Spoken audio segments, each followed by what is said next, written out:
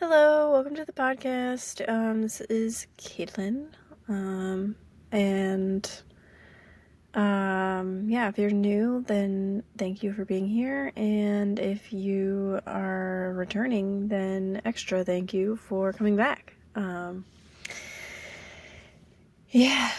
Um, it's Wednesday, so just getting through the week.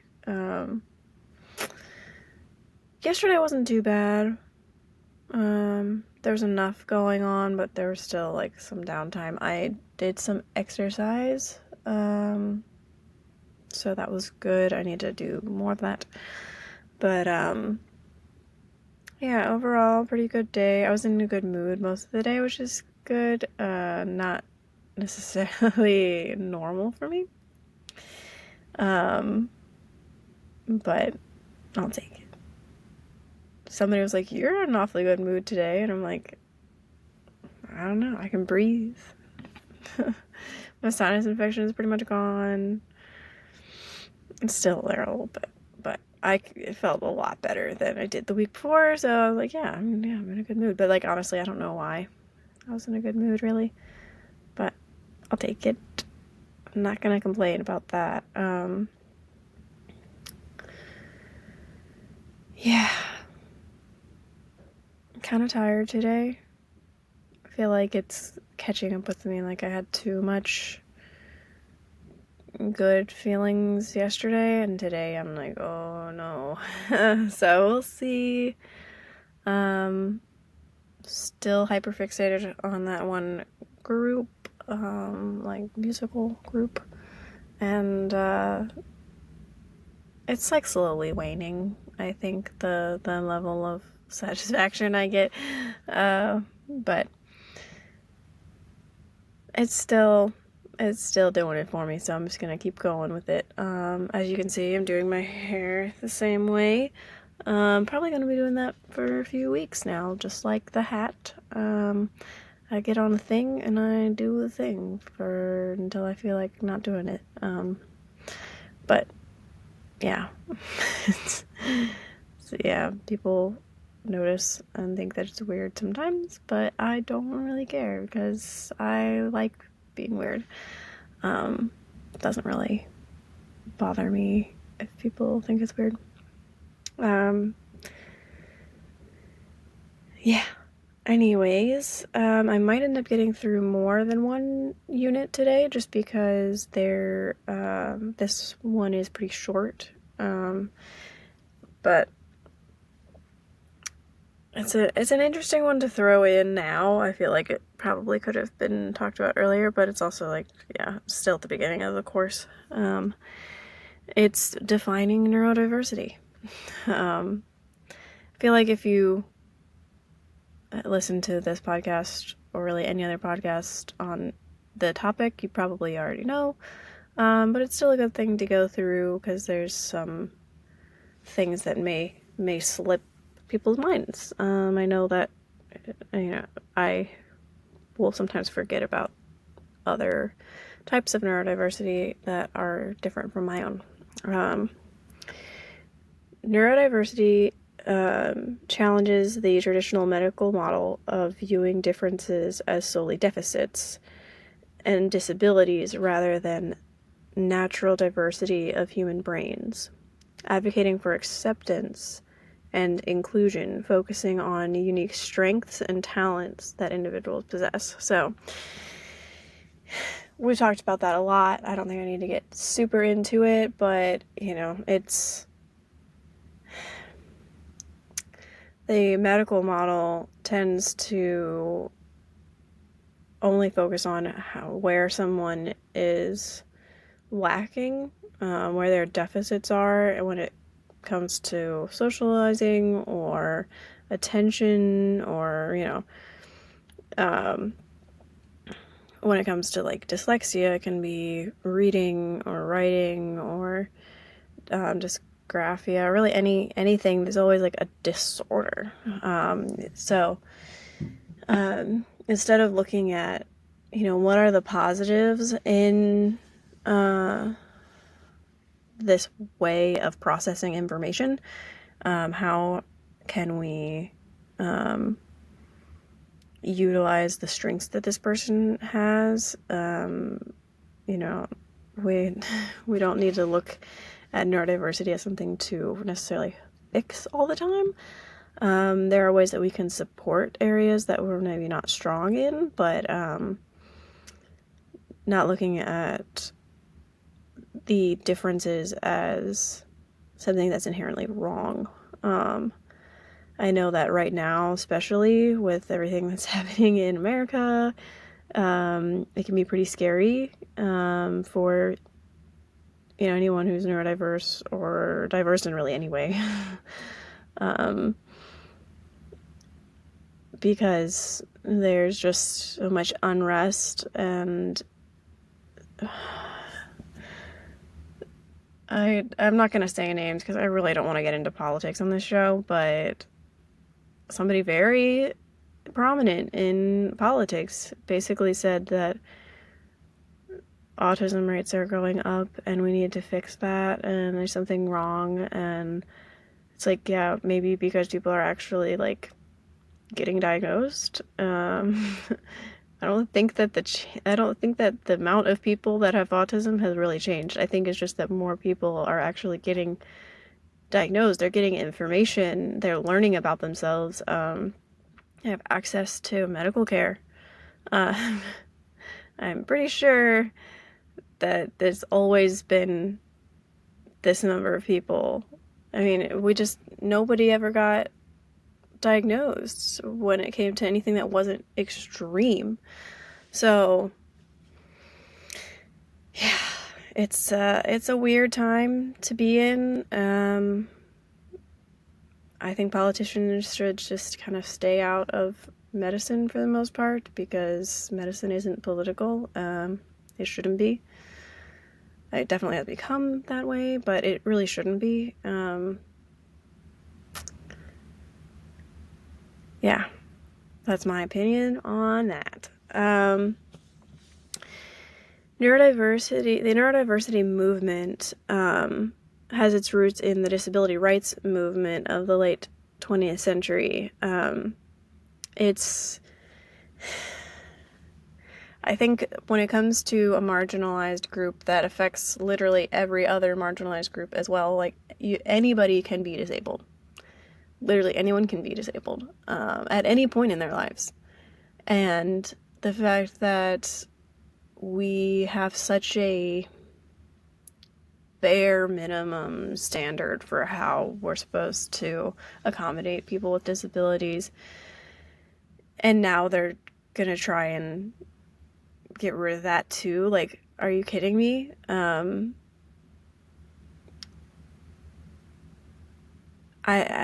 For a group of people that really cannot stand up for themselves, sometimes literally, but most of the time it's like you're just trying to spend your energy taking care of yourself and surviving, and like getting through life with a disability, to then also have to try and like fight for your access to things. Like, most people don't even have the ability to do that.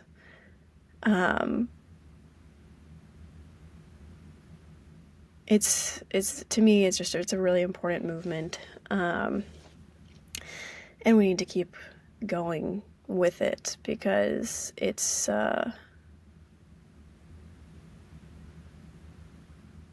disabled people aren't going away, and we still have a lot to contribute to society. So it makes me really upset when I see people not valuing just people, other human beings, because it literally could be you at any moment. You can be disabled at any moment. Car accident, anything can happen. But people don't care unless it affects them, and that's pretty sad.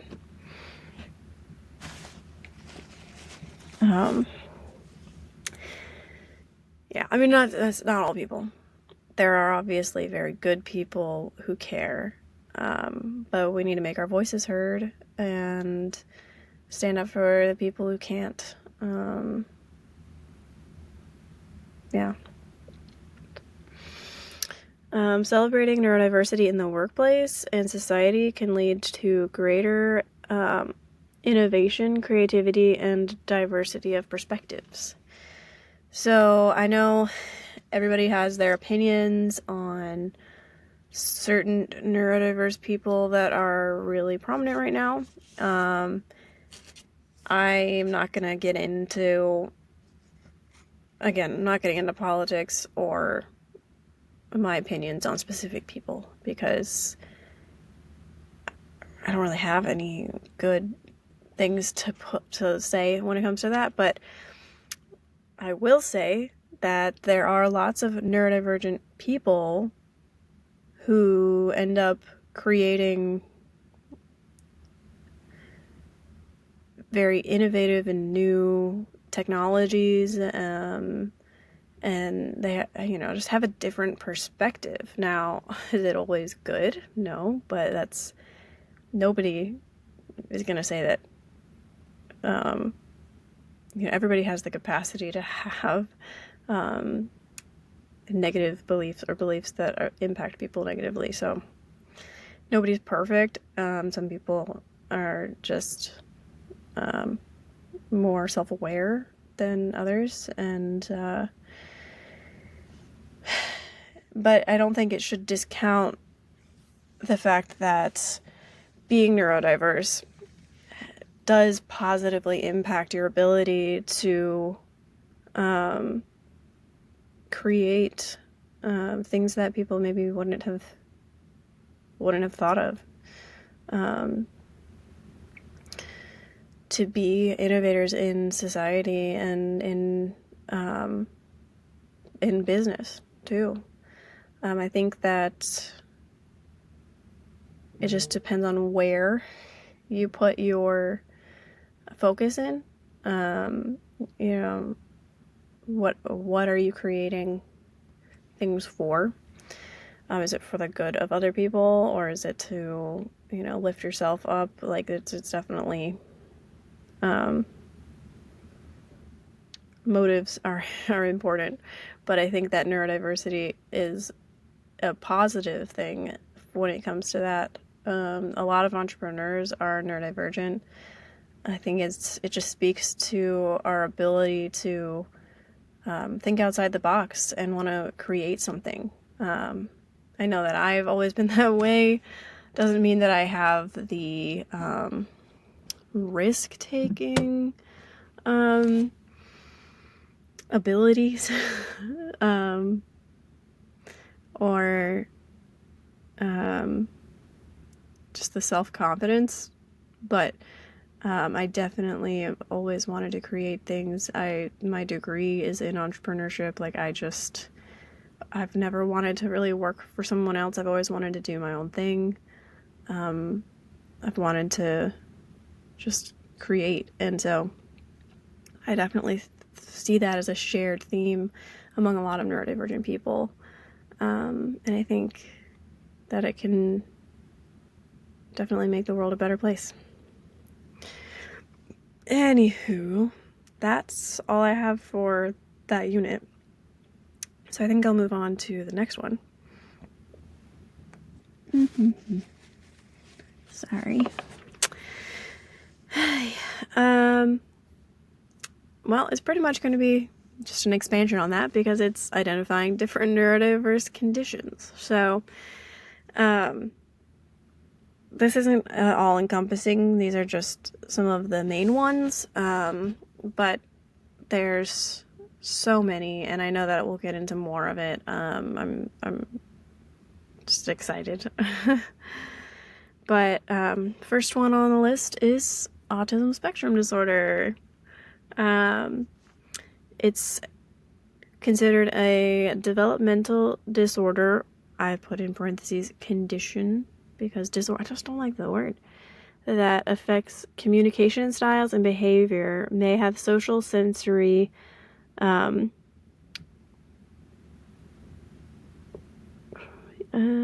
repetitive or unusual behaviors. So I have the sensory issues, like a lot, and social, I don't know. I have a hard time with social cues. It often takes me a long time to know what's going on. I find myself either not looking at people or staring at them. Like I have issues with that. Now, I say issues in that it can be perceived negatively. It doesn't really bother me that I stare at people, but it bothers other people that I stare at them. So, just trying to be cognizant of how my body language is appearing to someone else can be really hard. The communication styles, I take things very literally. When somebody says to do something, I do that exact thing. I don't usually interpret it in another way or try to oh, maybe they meant this thing. No, you said what you said, that's what you meant, right? Because that's how I talk. If I say something, I mean it. I am sarcastic, though. It just depends on how comfortable I am with someone and whether or not I know that they can understand when I'm being sarcastic. But also, sometimes it's funny when they just don't know. Because that happens to me all the time. So sometimes it's fun to get people back. Be like, haha, I was joking, but you didn't know. Because that happens to me all the time. People will joke and I'm just like, huh? Ha ha ha, what? I'm so lost. I don't tend to have the repetitive behaviors as much. I do STEM, obviously. But I think the ADHD side of things, which we'll get into in a minute, I have a hard time with routine, but I need it. Yeah. I like to do the same things, but then also I get bored, and I'm like, I don't really feel like doing it, but I need to do it, but I don't feel like doing it. Yeah, I don't know. I'm sure my ADHD people out there will understand what I'm talking about. And this next is ADHD, which is a neurodevelopmental condition characterized by inattention, selective attention, hyperactivity, restlessness, and impulsivity. May struggle with focusing, hyperfocus, organization, and controlling impulses. Yeah, I mean, so with the controlling impulses, I feel like I'm relatively good at that. I do think that it is it takes a lot of mental effort. There are multiple times where I'm about to say something and I'm like, I shouldn't say that. Nope, don't say it. Don't say it. Don't do it. So it takes more energy. But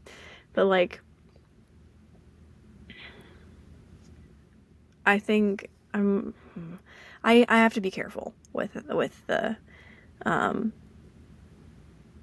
I don't put myself in situations where I can make impulsively negative decisions. So I just make sure that I kind of protect myself in that way. But focusing, it just depends on the day, the time, what it is. Sometimes I can focus.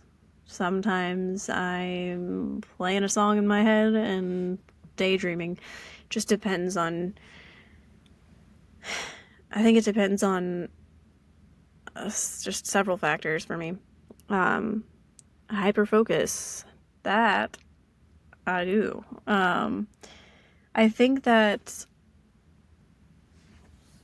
it's having that combination of autism and ADHD. Hyperfocus is where I like to be. I like doing one topic, like being on one topic that I really want to think about and I'll do that for like a while. Sometimes, and a lot of times it'll come back. Like if I, so the ADHD part of me will get bored with something eventually. It could be a few weeks though. Could be a while. Could be even longer than that. I mean, like I was in music for like 4 or 5 years, you know. Um, well, actually more like 8 years. I was in music for a really long time. Um, but it comes back. Like it always comes back. Um, so it just kind of goes dormant. It's not that like I stop having that interest. But I do think that when it comes to like hyper focusing specifically, there are lots of little things that I'll like, okay, I'm zoned in. I am only doing this, and then like trying to trying to do something else, or like it can be really hard, and I'll just miss stuff. It happens a lot. Like somebody will be talking to me and I'm in the middle of something and I don't even hear them. Like I don't even notice that they're talking to me. Um, yeah. Um, Organization. So I love organizing. Staying organized, though, that can be tough. Because it takes mental energy to be like, okay, this goes here every time. Because like once I do it enough times, and like yes, that's where it goes. But like when I'm setting up the habit, it can be really hard, and that's why they don't end up making it to that stage. Sometimes, depending on what it is. Yeah, yeah. Selective attention, definitely have that. So, like, I can pay attention to something if I think it's something that's important that I want to, like, sometimes if it's just important to me, then I can focus on it. Sometimes it has to be even like it has to be more than that. Like I have to be like really interested in it, even though if I know it's important and I don't want to do it, it's still a struggle. Like so in college, you have to take a bunch of classes that aren't related to your major. That was so hard for me because I didn't like I knew it was important. I knew I had to do it. I wanted to get good grades, so I tried really hard, but it was a struggle because I didn't really want to be doing that. Like that in my mind, I was paying for this, like major, this class that I really wanted to take, and then I just had all of these other things that I had to do, and I was like, why do I have to do this? It just seems ridiculous. But yeah. Um, Dyslexia. That so reading and language processing disorder. I don't think I have dyslexia. However, I do have some processing issues when it comes to written things. I'm a really slow reader. I have to basically like say it out loud in my head while I'm reading it. So I can only read as fast as I can talk. So it's pretty slow. And my reading comprehension isn't great. Like I have to really be focused, and I think that's part of where the ADHD comes in, where I have a hard time with that. And like even if I'm like really into it, I can focus if I'm like really really into the story and there's nothing else going on around me. But if there's stuff going on around me, or the story is, if it's a textbook and I don't really want to be reading this or whatever, oh my god, bad. I'll read the same paragraph 3 times and I'm like, what did I just read? Like I'll read something like a chapter in a book or something, and somebody will ask me like, oh, well, what was it about? I'm like, it's just not there. It's annoying. I wish that didn't happen. Sometimes I feel like when I'm writing, definitely, my words get mixed up, my letters get mixed up, I skip letters, I put things where they're not supposed to be. I don't write things backwards though, and that was something that she was like, no, you kind of have to have that. I don't know. But I do think that a lot of these things you have different components that when you're neurodivergent, you're just gonna have aspects of things sometimes without like a full quantifiable diagnosis. So yeah, that's an interesting one. Sensory processing differences, hyper or hyposensitivity to various stimuli, visual, auditory, touch, or taste. So I would say I am more on the hypersensitive side when it comes to things. But I have differences in whether or not I enjoy it and I'm sensory seeking, or if I don't enjoy it and I'm sensory avoidant. So with visual things, I tend to not I don't like bright lights. I don't like flashing lights. Like I don't. That's like the worst part of concerts for me is all the flashing lights and the people. Okay, let's be honest, the people too.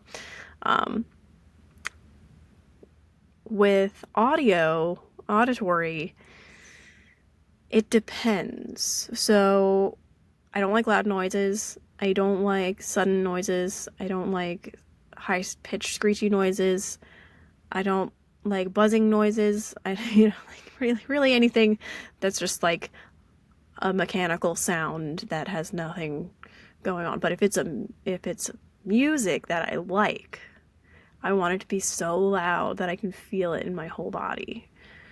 That's one of the reasons why I like concerts, because you can feel the music physically and like auditory. It's just like, oh, it's a whole body thing. I love it. I just can't do it very often because it can be overstimulating. But like when I'm listening to my music, the group I've been listening to, like I put my headphones in and it's so loud and I'm just like, yes, this is it. Or in the car, same thing. But like, I do not want to hear other people's music that loud. If I don't like it, like I have to be like really into it to want to listen to music. I think it has to be mine. Yeah. So it could be, yeah, a bit weird on the auditory thing. Touch, it depends, man. It really depends. I don't like tags. I don't like anything that's itchy, or like I don't want people touching me that I don't know. Like I don't like hugs unless I'm initiating the hug, which is rare. Like, yeah, I need to be in control of what touches me. Although I like getting tattoos. And now I wouldn't do it all the time. But like I like that sensation. I like certain skin sensations. Like this sounds bad, but I used to work in a kitchen and you get burned. It just happens. You get burned somewhat regularly. And I was working in ovens every day, as a baker, and I don't know, I don't mind that feeling. Not if it's like not a bad one, yeah, I don't know. It's like somewhat cathartic. I don't know. I kind of like it. Not that I would ever do it on purpose, but like, yeah, I don't know. I mean, when I was younger, I used to have some kind of harmful stims where I would take like a pencil and like trace something into my leg until it like left a scar. And so I don't know why. Like it was such a repetitive motion and I could feel it. And I don't know, something about it was, I enjoyed, but I don't do that anymore. I tried really hard to not have any harmful stims. But I didn't know that's what that was. everybody just thought, oh, she's just an emo kid, she's cutting herself. I'm like, I'm not. Like, I don't actually cut myself. I don't bleed or anything. It's not. It's just I like the feeling. I don't know. So I don't know if anybody else can relate to that, but that's a thing that happened. Yeah. Ooh, taste. I am mostly sensory seeking when it comes to taste. I love different spices. I love tasting different foods. Textures can be a weird thing for me, but like if I'm prepared to try something new, then like, yeah, I really, really like food. If I'm overstimulated in other areas of my life and I'm just exhausted, then I am a chicken tenders girl. So it just depends on what's going on in my life. But if I'm in a good place, I want to try all the foods. I want to eat all the things. It just depends on how I'm doing, like, in the rest of my life, too. Executive functioning challenges. Oh, yeah. Cognitive processes such as planning, organization, and self-regulation may have issues with time management, decision-making, and goal setting. Haha. So, time management, I'm usually okay with that. I do miss appointments sometimes because I just totally forget. So that's a problem. But like, yeah, I'll set alarms. I set alarms for things because I don't want to forget stuff. And I don't want to like lose track of time. Decision making. I am notorious for being bad at decision making. Yeah, that's one of my strongest qualities. Yeah. Especially when it comes to things I don't care about, like food. Like I love food, so I'll eat pretty much anything. So it's really hard to make a decision on what to eat because I'm like, I don't know. I could eat this. I could eat that. I like that. That's fine. That's also fine. Like, I don't know. I can think of what I don't want, but thinking of what I do want is very hard. Yeah. I don't like shopping because it's just too many decisions. There's too much going on. The lights are terrible. There's too many people. The smell's weird. Smell. Oh my god, that was one that wasn't on. Smell. I cannot handle cologne, artificial fragrances. Just please don't. Like, if you're gonna wear cologne, spritz. Done. Like, these people, I think, are just bathing in their fragrance, and it's so strong. I can't breathe. I can taste it. It's everywhere. I breathe it out after they leave. It's horrible. That's probably my biggest like sensory sensory aversion. Like, I cannot. It will set me off. Like, I didn't, yeah. Anyways, proud about that one. Uh, um, yeah. I tend to be okay at self-regulation. I don't have meltdowns very often. I normally can like separate. I'm kind of good at, it's not great. I learned this as a coping strategy as a child. When I'm feeling too many things, I detach. I just rip the emotions away completely. It's not a great thing. It's led to a lot of issues in me not processing things. But it helps me avoid those meltdown moments. So it's like, I know why I did it. I know why I learned how to do that. It doesn't always work. But for the most part it does. And I don't know. I think because I am spending more time actually really trying to get in touch with my emotions, I think it's not such a bad thing, because it'll help me in the moment, but I'm trying to make sure that I go back when I'm in a good, like, when I'm in a better place. I can kind of go back and like dissect how I was feeling, and instead of just leaving it detached forever. Anyways, I gotta get going here, but creating routines using various aids and tools, breaking down tasks into smaller steps can help. That helps me a lot. I have to break things down into smaller steps most of the time so that I can like know exactly what I'm going to be doing, instead of just like having one blanketed big task. Like, that just doesn't work for me. It can be very overwhelming.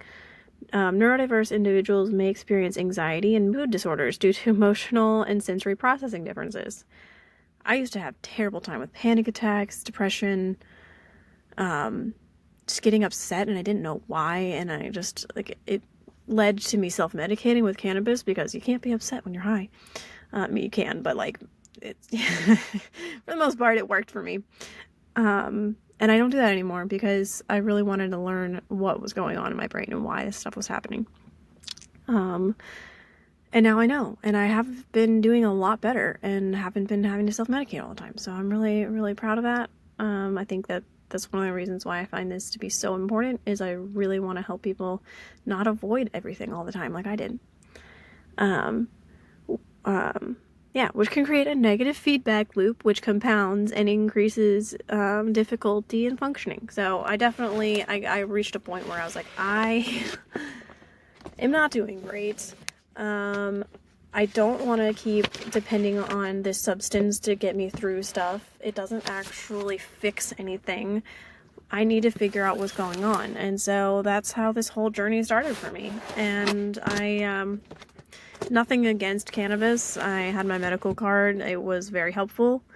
But I just needed a change, and it ended up being something really positive for me. Not saying I'll never use it again, but it's just, I don't want to use it in the same capacity where I was using it to mask and cover up everything. So yeah, I got to get to work now, but thank you guys for listening to me, and I know I sped up how I was talking really fast at the end there, so I hope you can keep up. I talk usually pretty slow, but I appreciate you guys. You really do make my days better, and I hope I can do the same for you. And always remember that you are enough.